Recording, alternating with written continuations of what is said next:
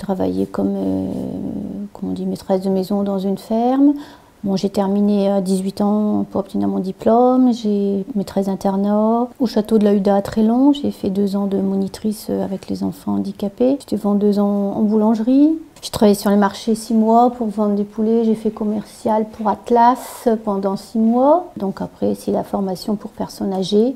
Je m'occupais déjà de ma grand-mère qui était souffrante dans les derniers moments de sa vie. Donc j'ai fait ces 6 mois de formation pour me rapprocher des personnes âgées, pour le contact, la sympathie aussi des personnes et principalement pour les aider dans leur vie quotidienne.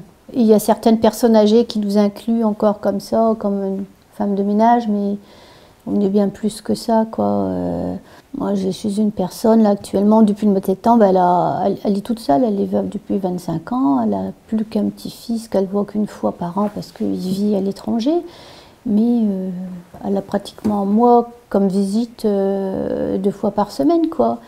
Et si le médecin ne lui aurait pas parlé que la DAR existait, elle ne savait pas qu'elle pouvait avoir une aide comme ça au quotidien. Toutes personnes ne sont pas comme ça, mais on est accueilli par une tasse de café, un petit gâteau, voilà, ça prouve quand même que la personne est contente de nous accueillir. Pour certaines personnes, nous sommes leur seul lien, je vais dire, entre la vie extérieure et chez eux, parce que certaines personnes ne sortent pas.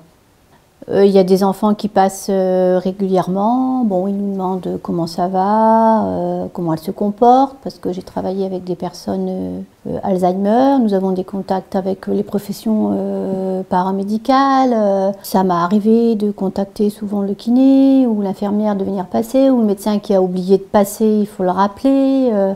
Réglage de portable, changer les ampoules. Moi, ça me dérange pas, j'aime bien les petits bricolages, tout ça. Ça m'est arrivé qu'une fois, conduire, la dame, elle avait droit à 2 heures par semaine. J'allais la chercher, je la conduisais, c'est une amie, puis j'allais la rechercher après. Ou quand on arrive, la porte, elle est fermée, la personne, elle a oublié que je venais. Ou alors, elle veut pas, simplement pas de remplaçante, et puis voilà, elle me laisse la porte fermée. Ça arrive aussi. Oui, parce que souvent les personnes me disent oui, les enfants n'ont pas le temps, ils ont leur vie, je leur demande de faire ça, ils sont dû rentrer, il faut qu'ils repartent parce qu'ils ont leur boulot, ils ont les enfants à aller chercher à l'école. Dans l'association de la DAR, c'est le but, quoi, de laisser le plus longtemps la personne à son domicile, même pour les soins. C'est vrai que ça leur permet de garder leurs petites habitudes chez eux, quoi. Elle fait ce qu'elle veut, alors ce qu'elle veut, regarde les émissions préférées. Voilà, tandis que dans une EHPAD, il y a peut-être des liens qui se créent, mais ils n'ont pas la même intimité, je dirais.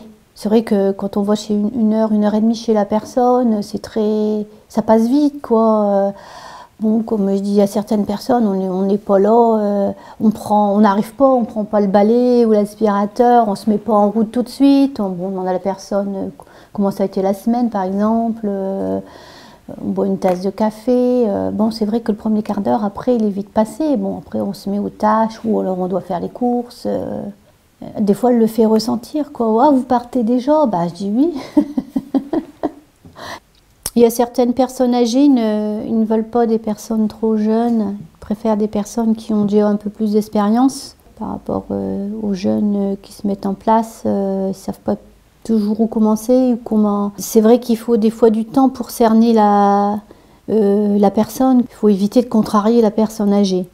Pas lui changer trop vite ses petites habitudes, même si c'est pas bien ce qu'elle fait, quoi.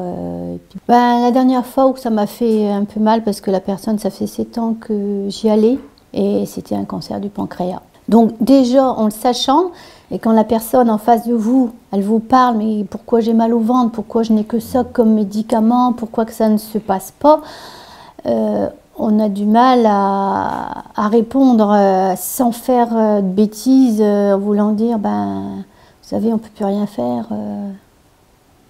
Je trouve qu'on apprend quand même beaucoup auprès d'eux, quoi, parce que nous, on leur apporte beaucoup aussi, mais eux, ils s'investissent aussi un peu pour nous.